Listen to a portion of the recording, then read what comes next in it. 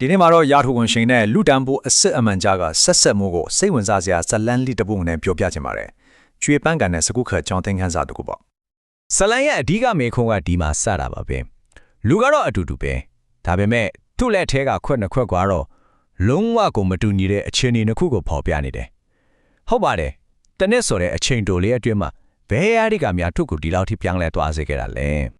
ကဲဒီဇလန်ရဲ့အဓိကဇက်ကောင်ကိုမိတ်ဆက်ပေးပါမယ်သူကတော့လွန်ခဲ့တဲ့ဂျနီကာမှာအငိမ့်စားယူသွားတဲ့စီးပွားရေးဝန်ကြီးဟောင်းတူပါမယ် မြေအောင်ကြည့်လိုက်ပါလားလူတွေအပြည့်နဲ့ဒီလာကန်ခမကြီးတစ်ခုမှသူစင်ပေါ်တက်လာတယ်လူတိုင်းကစီးပွားရေးဆိုင်ရာအချက်လက်အသစ်တွေအမြင်သစ်တွေကိုမျှော်လင့်နေကြတာပေါ့ဒါပေမဲ့သူကတော့သူ့လက်ထက်ကစကုခွက်လက်တစ်ခွက်ကိုကင်ပြီးတီတီနေရင်းနဲ့ရက်နေခဲ့ပါတယ်သူကပြုံးပြီးတော့ပရိသတ်ကိုခုလိုစကားဆလိုက်ပါတယ်အဲ့ဒီစကားတစ်ခုနဲ့အဲ့ဒီနေရာမှာရှိနေတဲ့လူအားလုံးကိုအတိတ်ကဖြစ်ဖြစ်တစ်ခုစီသူဆွဲခေါ်သွားခဲ့ပါတော့တယ် ဟုတ်ပါတယ်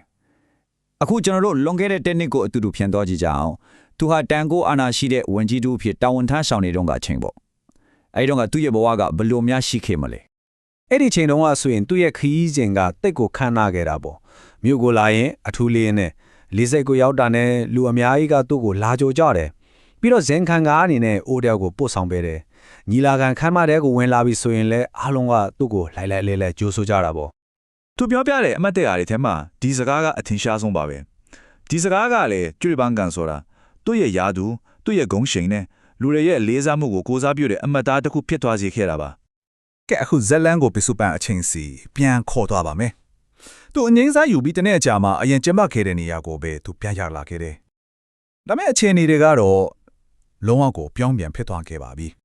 ဒီနေ့မှာတော့အထူးလေရင်ဆိုတာမရှိတော့ပါဘူးသူကတာမန်ရထားတစ်စီးနဲ့ပဲမြို့ကိုရောက်လာခဲ့တယ်ဟိုတယ်ကိုလည်းတက္ကစီငှားပြီးတယောက်ထဲသွားခဲ့ရတယ်။နီလာကန်ကိုလာတော့လဲနောက်တက္ကစီတစ်စီးနဲ့ပဲအရင်လိုလာကြိုတယ်လို့လည်းတယောက်မှမရှိတော့ဘူး။ကော်ဖီတောက်ချင်လို့မေးကြည့်လိုက်တော့ကော်ဖီဆက်ရှိတဲ့နေရာကိုလက်ညှိုးထိုးပြတာပဲခံခဲ့ရပါတယ်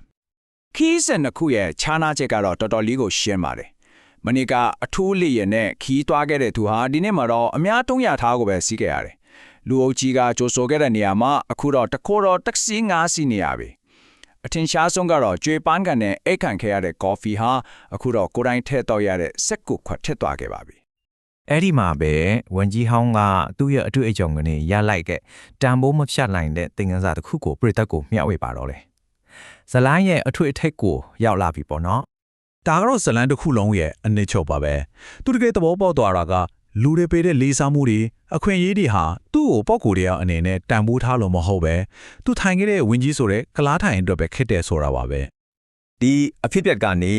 ကျွေပန်းကန်ဆိုတဲ့အတုံးလုံးရဲ့အတိပ္ပယ်ကိုရှင်းရှင်းလင်းလင်းဖွင့်ဆိုလို့ရပါတယ်။ဒါဟာလူတယောက်ယာတို့ရှိနေတော့မှရတဲ့ယာယီဂုံရှိန်တွေအထူးခွင့်ရေးတွေနဲ့ယာတို့ပေါ်မှာပဲထားတဲ့လေးစားမှုတွေကိုခိုးစားမြူနေတာပါ အဲ့ဒီတော့ပါပဲစကုခွက်ဆိုတာကယာရုတီခုံပကာဒနာတွေအားလုံးကိုဖယ်လိုက်တဲ့အခါကြံခဲ့တဲ့ကျွန်တော်တို့ရဲ့မူလပင်ကိုတန်ဖိုးနဲ့အရှိတရားကိုကိုစားပြုပါပဲတကယ်တော့လူတစ်ယောက်နဲ့အများအတူရှိနေမှာကဒီစကုခွက်ပါပဲ ကဲဝင်းရဲ့ဇလန်ကနေကျွန်တော်တို့အားလုံးအတဲ့ဘလို့သင်ခန်းစာတွေရနိုင်မလဲဒီဖြစ်ပျက်ကကိုယ့်ရဲ့ဘဝကိုဘလို့များပြန်ပြီးသုံးသက်စေနိုင်မလဲ ဒီဇလန်ကနေရနိုင်တဲ့အတိတ်ခသင်ခန်းစာတွေကတော့ရှင်းပါတယ်တခါတလေလူတွေရဲ့လေးစားမှုဟာယာထုအပေါ်မှာပဲမူတည်နေတတ်တယ်ယာထုနဲ့အခွင့်အရေးတွေဆိုတာဘယ်တော့မှဒီမြဲနေမှာမဟုတ်ဘူးအရေးကြီးဆုံးကတော့ကိုယ့်ရဲ့အရာထုကိုကိုယ့်ရဲ့တန်ဖိုးအစစ်အမှန်လို့ဘယ်တော့မှမရောထွေးမိဖို့နဲ့အမြဲတမ်းနှိမ့်ချနေတတ်ဖို့ပါပဲဒီတင်ဆက်မှုကိုမဆုံးတခင်မှာစဉ်းစားစရာမေးခွန်းလေးတစ်ခုနဲ့ခြံခါခဲ့ခြင်းပါတယ်ကျွန်တော်ရဲ့နေ့စဉ်ဘဝတွေမှာယာယီတက်တက်ဖြစ်တဲ့ကျွေပန်းငံကဘာတွေဖြစ်မလဲပြီးတော့ကိုနဲ့အမြဲတမ်းအတူရှိနေမယ်ကိုယ့်ရဲ့တန်ဖိုးအစစ်အမှန်ဖြစ်တဲ့စကုခက်ကတော့ဘာဖြစ်မလဲ